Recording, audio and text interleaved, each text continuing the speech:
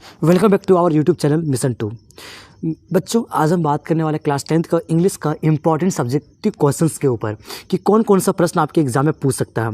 तो आज हम कुछ इंपॉर्टेंट सब्जेक्टिव क्वेश्चंस को देखने वाले हैं जो आपके बोर्ड एग्जाम के लिए काफ़ी ज़्यादा इंपॉर्टेंट है। तो क्लास 10th के बच्चे, आप सभी बच्चे वीडियो को पूरा देखिएगा और देखने के बाद अपने सभी दोस्तों को शेयर जरूर से ज़रूर कर दीजिएगा। तो चलिए आज हम डिस्कस करने वाले हैं इंपॉर्टेंट क्वेश्चन की ओर जो आपके एग्जाम के लिए इंपॉर्टेंट रहेगा। तो चलिए, आपका पहला क्वेश्चन है, इंपॉर्टेंट क्वेश्चन में से आपका पहला क्वेश्चन है character sketch of Matilda. Character sketch of Matilda. बच्चों, कुछ कुछ कैरेक्टर स्केच आपके एग्जाम के लिए बहुत ही इंपॉर्टेंट है, जैसे कि character sketch of Bholi, Griffin, Matilda, Lencho, Miss Pumphrey. तो बच्चों, ये सब कैरेक्टर स्केच हमने करवा दिया है आपके अपने ही इस यूट्यूब चैनल मिशन 2 पे। ठीक है, तो आज हम करवाने जा रहे हैं मटलेडा के ऊपर। ठीक है, मटलेडा का कैरेक्टर स्केच भी एग्जाम में पूछता है। चलिए देखते हैं क्या है मटलेडा। चलिए एक एक लाइन पढ़ते हैं। Matilda was a pretty and young lady. कह रहा है मटलेडा बहुत ही खूबसूरत और एक युवा महिला थी। ठीक है, यूथ महिला थी। ठीक है, she was born in family और clerks and was married to clerk.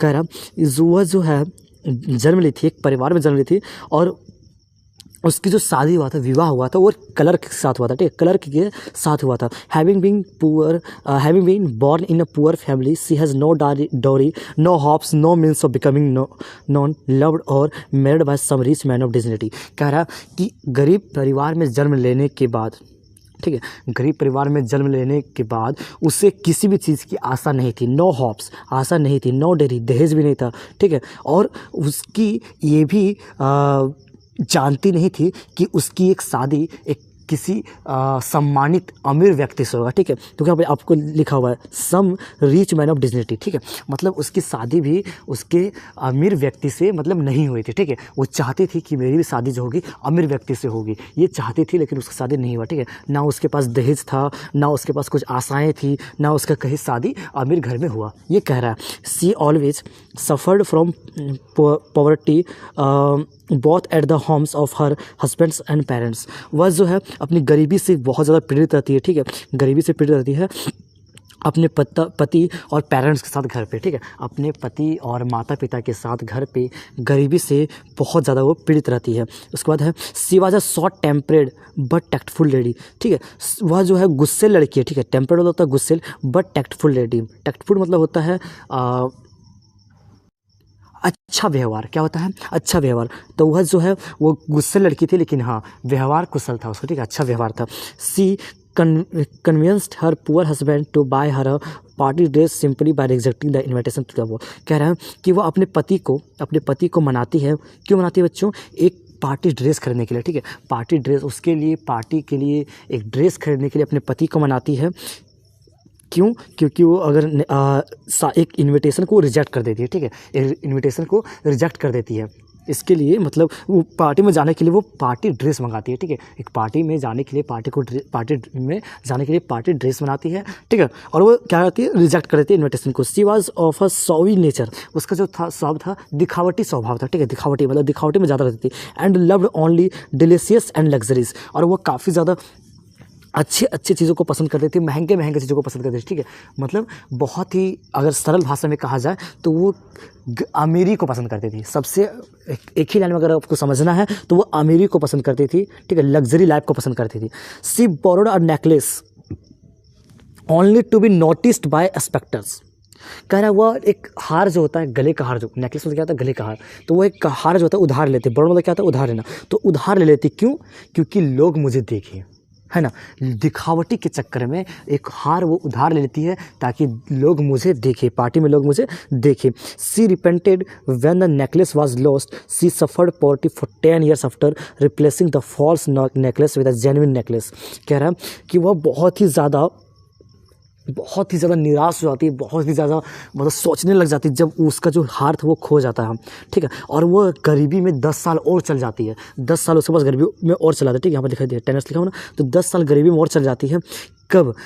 जो और एक बात देखिए क्या लिखा हुआ, after replacing the false necklace with a genuine necklace.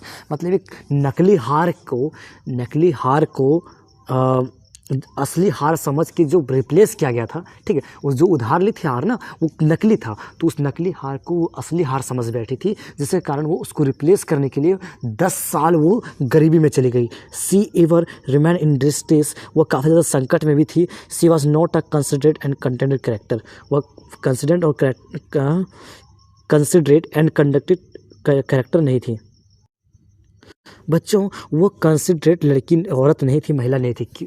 Considerate मतलब होता है विचारशील, क्या होता है, विचारशील, वो नहीं थी। और कंडक्टेड करेक्टर भी नहीं थे, ठीक है, संतुष्ट भी नहीं थी। संतुष्ट भी एक होता है ना, किसी भी पर्सन को एक संतुष्टि मिल जाता है, तो उसके अंदर ना संतुष्टि था, ठीक है, और ना वो विचारशील व्यक्ति महिला थे, ठीक है। तो ये रहा आपको बच्चों मटेरियल कैरेक्टर्स का। अगर ये आपके एग्जाम पूछता है तो 5 मार्क्स से पूछेगा, ठीक है। चलिए अब अगला क्वेश्चन की ओर बढ़ते हैं। When did Lencho have faith in, what did he do.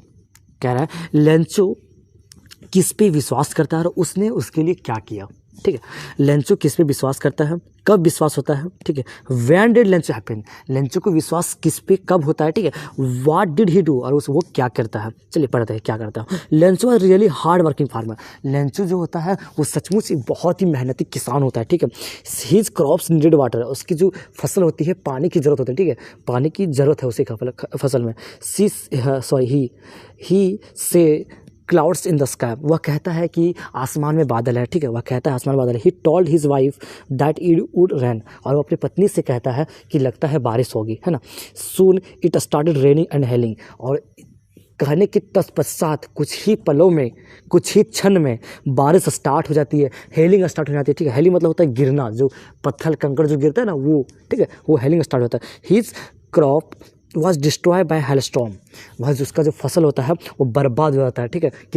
किससे बर्बाद होता है, हेलस्टॉर्म से, ठीक है, हेलस्टॉर्म से उसका फसल बर्बाद हो जाता है। व्हेन ऑल दिस हैपेंड, जब ये सब कुछ हो जाता है, ठीक है, Lencho started worrying about his family, Lencho अपने परिवार की चिंता करने लगता है, ठीक है, परिवार की चिंता करने लगता है। Lencho was afraid that we would die of hunger, Lencho चिंता करने लगता है, लेंचो को डर लगने लगता है कि हम सब भूखे मर जाएंगे। But Lencho had deep faith in God, लेकिन लेंचो में ईश्वर के प्रति एक गहरा विश्वास था, अटूट विश्वास था, है ना। सो नेक्स्ट डे, अगले दिन, he write a letter to God, वो उसने ईश्वर के पास एक पत्र लिखा and requested to send 100 pesos, और उससे अनुरोध किया कि 100 पैसेज को मदद कीजिए, ठीक है। तो ये रहा आपका दूसरा क्वेश्चन खत्म। अब हम तीसरे क्वेश्चन की ओर बढ़ते हैं, ठीक है। तीसरा क्वेश्चन है how did the post office employ help Lencho, post office employ जो था वो लेंचो की मदद किस प्रकार करता है। चलो बढ़ते हैं। Lencho had faith in God that God would help him, Lencho का ईश्वर के प्रति बहुत ही गहरा प्रेम होता है, विश्वास होता है, ठीक है, विश्वास होता है, ठीक है। लेंचो का ईश्वर के प्रति बहुत ज़्यादा विश्वास होता है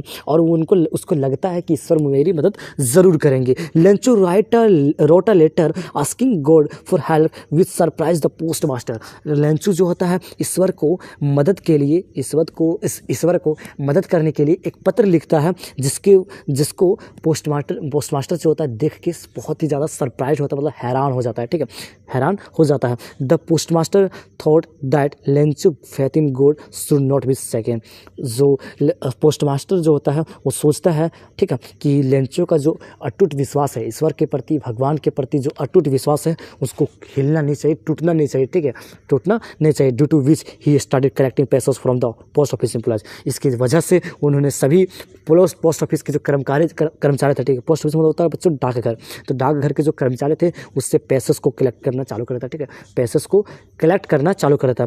help Lencho by collecting pesos from the employ, और लेंचो को मदद करता है पैसों कलेक्ट करके, कर्मचारियों से पैसों को कलेक्ट करके लेंचो की मदद करता है। अब चलिए हम लोग चौथा क्वेश्चन की ओर बढ़ते हैं। बच्चों ये सब जो प्रश्न है आपके एग्जाम के लिए काफ़ी महत्वपूर्ण है, क्वेश्चन को पूरा देखिएगा, वीडियो को पूरा देखिएगा और देखने के बाद अपने सभी दोस्तों को शेयर जरूर कर दीजिएगा, ठीक है। अगला क्वेश्चन है why do Bholi's parents accept Bishambarnath marriage proposal, Bholi's के पेरेंट्स होते हैं वो विशंबरनाथ के मैरिज प्रपोजल को एक्सेप्ट क्यों करते हैं बच्चों। Ramlal accepted the Bishambar's proposal because he was a big shopkeeper, Ramlal जो होता है विशंबरनाथ का है ना, विशंबर का मैरिज प्रपोजल को एक्सेप्ट कर लेता है। क्यों? क्योंकि वो एक बहुत ही बड़ा दुकानदार था। कौन? विशंबरनाथ, है ना। ही ऑन्ड अ बिग शॉप, वह एक बड़ा मकान का मालिक था। And house above all he was not asking for any dowry, और उसके पास एक घर था, ठीक है, बहुत अच्छा खासा घर था, और वह दहेज के बारे में, किसी भी चीज़ के बारे में जिक्र नहीं किया था, दहेज की डिमांड नहीं की थी। देखिए लिखा हुआ, he was not asking for any dowry, दहेज की डिमांड नहीं की थी, जिसके कारण भोली के जो माता पिता होते हैं विशंबरनाथ का मैरिज प्रपोजल को, शादी के प्रपोजल को एक्सेप्ट कर लेते हैं। He had good bank balance, और उसके पास बैंक बैलेंस भी था, ठीक है, बैंक बैलेंस भी उसके पास था, ठीक है। He was the age of Ramlal, और वो जो उसका विशंबर जो था वो रामलाल के एज का था। रामलाल कौन था बच्चों? रामलाल भोली के पिता थे। तो भोली के पिता थे, तो जो विशंबर होता है वो भोली के पिता की उम्र का रहता है, मतलब आसपास की उम्र का रहता है। Ramlal's wife also approved of the proposal, Ramlal की जो पत्नी होती है वो भी इस प्रपोजल को अप्रूव करती है, मतलब उसको ये सहमत हो जाती है, ठीक है, सहमत बोल सकते हैं हम, सहमत हो जाती है। She said that Bholi was lucky to get a man from another village, वो कहती है, उनकी माँ जो होती है वो कहती है कि भोली जो है बहुत ही ज़्यादा लक्की है, क्योंकि उसे एक बहुत ही अच्छा व्यक्ति मिलेगा, बहुत ही अच्छा व्यक्ति मिलेगा दूसरे गांव से व्यक्ति मिलेगा, who did not know about her lack of sense and pox marks, और वो नहीं जानता है कि इसके जो लैक ऑफ सेंस है, मतलब इसको समझ नहीं है, दिमाग नहीं है, एंड पॉक्स मार्क्स, और चेहरे में जो पॉक्स मार्क्स था, ठीक है, वो इसके पास है, वो इस व्यक्ति नहीं जानता है। If the proposal was rejected, अगर प्रपोजल रिजेक्ट हो जाता है, भोली माइट रिमेन्स मैरिज ऑल हर लाइफ, और भोली कभी भी शादी नहीं कर पाएगी पूरी ज़िंदगी में, है ना, पछताएगी, ठीक है। तो ये रहा आपको बच्चों 4 क्वेश्चन खत्म। अब हम 5वां क्वेश्चन की ओर बढ़ते हैं, जो आपके एग्जाम के लिए ये भी बहुत ही ज़्यादा इंपॉर्टेंट है। कह रहा है why did Hari Singh change his name every month, Hari Singh जो होता है अपना नाम क्यों बदल देता है बच्चों, क्यों बदल देता है? आज हम बात करने वाले हैं उसी बात पे, क्यों बदल देता है हर बार ना अपना नाम। चलिए देखते हैं क्यों बदल देता है। Hari Singh was a 15-year-old boy who introduced himself to Anil as Hari Singh. हरी सिंह जो होता है वो 15 साल का लड़का होता है, ठीक है, वो अनिल के सामने अपना नाम हरी सिंह बताता है, ठीक है। ही वॉज एन एक्सपीरियंस थी, वो बहुत ही एक्सपीरियंस्ड चौर रहता है। He changed his name every month, वह प्रत्येक महीने नाम चेंज करता है फॉर हिज ऑन सेफ्टी, अपनी सुरक्षा के लिए, ठीक है। From the police and his forward employees, कह रहा है कि पुलिस से बचने के लिए और पुराने कर्मचारियों से बचने के लिए, ठीक है, वो ये करता है। क्यों करता है बच्चों? हरी सिंह अपना नाम हमेशा बदलता क्यों रहता है? इसलिए बदलता रहता है कि वह कहीं पकड़ा ना जाए, पुलिस से बच सके, पुलिस उसको पकड़ ना सके, पहचान ना सके, है ना, इसके लिए वो करता है। चलिए अब अगला क्वेश्चन है, who was Max, why did he enter Ausable's room, वह मैक्स कौन था और वह अजेबल के रूम में प्रवेश क्यों करता है? चलिए देखते हैं। Max was another secret agent, he had come to know that the very night a secret report was going to deliver to the Ausable. कह रहा है मैक्स जो होता है दूसरा सेक्रेट एजेंट होता है, मतलब दूसरा जासूस होता है, वह जानता है कि देर रात में एक सेक्रेट रिपोर्ट, मतलब खुफिया रिपोर्ट, मतलब बहुत ही खास रिपोर्ट अजेबल के पास पहुंच रहा है। That reports what about the new missile, और जो रिपोर्ट होता है वो नए मिसाइल के बारे में होता है। So he entered Ausable room to get the report by force, कह रहा है इसलिए वो अजेबल के रूम में प्रवेश करता है ताकि वो रिपोर्ट ले सके। चलिए हो गया ये क्वेश्चन खत्म। अब हम लोग 7वां क्वेश्चन की ओर बढ़ते हैं बच्चों। जैसे मैंने बताया था कैरेक्टर स्केच आपके एग्जाम में पूछेगा ही पूछेगा बच्चों, ठीक है, एक पूछेगा ही पूछेगा। भोली का पूछ सकता है, ग्रिफिन का पूछ सकता है, हॉरेस स्टैनबी का पूछ सकता है, मटलीडा का भी पूछ सकता है, लेंचो का भी पूछ सकता है, ठीक है, मिस पंफ्री का भी पूछ सकता है। ये 5-6 प्रकार का मैंने करवा दिया है बच्चों, प्लेलिस्ट में जाकर आप देख सकते हैं। मैंने कैरेक्टर स्केच को बहुत ही बारीकी तरीके से, अच्छे तरीके से समझाया, ठीक है। चलिए देखते हैं कैरेक्टर स्केच ऑफ ग्रिफिन क्या कहता है। ग्रिफिन का कैरेक्टर स्केच क्या है? Griffin was a brilliant scientist, he invented rare drugs to become invisible. Griffin जो होता है बहुत ही बुद्धिमान साइंटिस्ट होता है, बहुत ही ज़्यादा, ठीक है, और वह एक रेयर ड्रग्स को खोज करता है अदृश्य होने के लिए, अदृश्य मतलब होने के लिए रेयर ड्रग्स को खोज करता है। But to become invisible he had to remove one cloth after the other, और उसको अदृश्य होने के लिए एक के बाद एक कपड़े उतारने पड़ते थे, ठीक है। He is discovery did not work, उसका खोज काम नहीं करता था। कब? When he was fully dress, जब वो पूरा कपड़ा पहना हुआ रहता था, ठीक है। He always misused his discovery, वो अपने खोज का हमेशा दुरुपयोग करता था। Once he had quarrel with his landlord, एक बार उसका झगड़ा हो गया, किसके साथ? लैंडलॉर्ड के साथ, मकान मालिक के साथ, ठीक है, जमींदार के साथ एक झगड़ा हो गया। क्वारल मतलब होता है झगड़ा करना, ठीक है। इन एंगर, गुस्से में, he set fire to the house, वो अपने घर में आग लगा देता है, ठीक है। When he had no money, जब उसके पास पैसा नहीं रहता, he stole money from clergyman house by becoming as well, वह जब उसके पास मनी नहीं रहता है तो वह क्लर्जी मैन के घर से पैसे चुराता है। और किससे चुराता है बच्चों, कैसे चुराता है, अदृश्य होकर। जब उसके पास पैसे नहीं होते हैं तो वह अदृश्य होकर क्लर्जी मैन के घर से पैसे चुरा लेता है, ठीक है। He stole clothes from London store and he robbed the shopkeeper of all his money, कह रहा वह लंदन के एक स्टोर से कपड़ा वगैरह को चुरा लेता है, ठीक है। और वह एक दुकानदार को लूट लेता है, दुकानदार के सारे पैसे को लूट लेता है। When constable try to arrest him, जब कांस्टेबल उसको गिरफ्तार करने का कोशिश करता है, he become invisible and not him unconscious, और वह अदृश्य होकर उसे धक्का देता है और बेहोश कर देता है। अनकॉन्शियस मतलब होता है बेहोश करना। Griffin was a lawless person, Griffin जो होता है वो कानून को मानने वाला पर्सन नहीं रहता है, व्यक्ति नहीं होता है। He could have used his scientific discovery for the benefit of mankind but he did not do that, so we don't like him. वह अगर चाहता तो इस डिस्कवरी का इंसान की भलाई के लिए भी प्रयोग कर सकता था, लेकिन उन्होंने ऐसा नहीं किया, जिसके कारण हम उसे पसंद नहीं करते हैं। तो बच्चों ये रहा आपका कैरेक्टर्स का जो ग्रिफिन, जो कि एग्जाम के लिए बहुत ही महत्वपूर्ण है, जिसे मैंने अच्छा लैंग्वेज में बता दिया, ठीक है। तो अब हम लोग अगले क्वेश्चन की ओर बढ़ते हैं, जो कि इस वीडियो का लास्ट क्वेश्चन है, ठीक है। लास्ट क्वेश्चन है, अंतिम क्वेश्चन है। Why was Bholi's father about her, why was Bholi's father about हर, भोली के जो पिता होते हैं उसके बारे में चिंता क्यों कर रहे होते हैं, चलिए देखते हैं। Bholi's father about her marriage because she has neither good looking nor intelligent like other child. भोले के जो पिता आते हैं उसकी शादी के लिए चिंतित रहते हैं।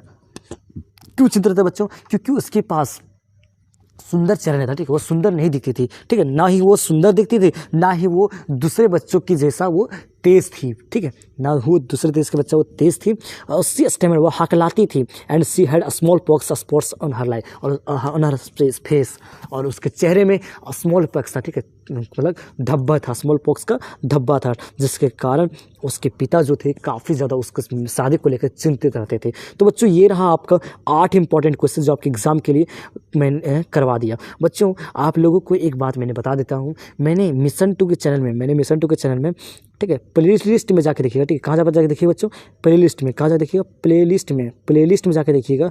मैंने काफ़ी सारे वीडियो को बता दिया है। अगर आप बोर्ड एग्जाम को बेटर करना चाहते हैं तो आप लोग लेटर का भी वीडियो को देख लीजिए, मैंने लेटर का भी वीडियो बना दिया है। पैराग्राफ का भी देख लीजिए, मैंने पैराग्राफ की वीडियो को बना लिया, ठीक है। आपको सारा मैंने हेल्प कर दिया आपके एग्जाम से जो हो सकता है, ठीक है। और भी वीडियो आते रहेगा, तो जो चैनल पर नया हो चैनल को सब्सक्राइब कर बेल आइकन को प्रेस जरूर करना, ठीक है। और आप लोग बच्चों प्ले लिस्ट में जाके देख सकते हैं, और मैंने क्वेश्चंस को करवा दिए पहले से ही, ठीक है। और कुछ क्वेश्चन बचा हो तो मैं करवा दूंगा, बाकी आपको एग्जाम बेटर देना है, तो ठीक है। तो thanks for watching this video.